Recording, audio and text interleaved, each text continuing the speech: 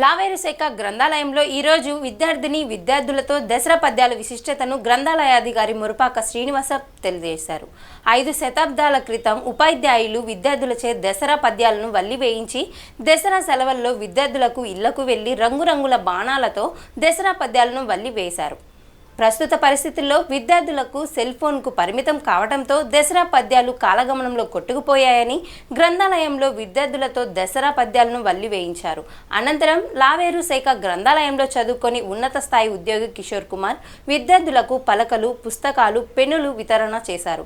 ఈ కార్యక్రమంలో గ్రంథాలయ సహాయకులు టి వీరభద్రులు, విద్యార్థులు, పాఠకులు పాల్గొన్నారు.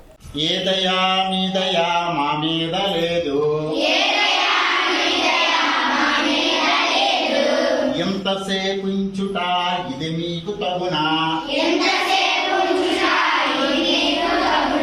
దసరాకు వస్తుమని మిసమిసలు పడకు, చేతిలో లేదనక అప్పివ్వరనకు, రేపురా మాపురా మళ్ళీ రమ్మనకు, శీఘ్రముగా ఎవ్వరే శ్రీమంతులారా, భవ దిగ్విభవ, పావలా బేడైతే పట్టేది లేదు, అర్ధ రూపాయి అయితే అంటేది లేదు, ముప్పావల అయితే ముట్టేది లేదు, రూపాయి అయితే పుచ్చుకుంటాము, జయ భవ దిగ్విభవ, అయ్యవారికి చాలు 5 వరహాలు,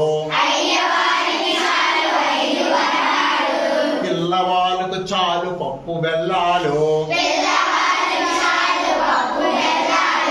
రేపురా మాపురా మళ్ళీ రమ్మనకు, మా పప్పు బెల్లాలు మాకు దయచేసి, శీఘ్రముగా ఇవ్వరే శ్రీమంతులారా, జయ భవ దిగ్విభవ.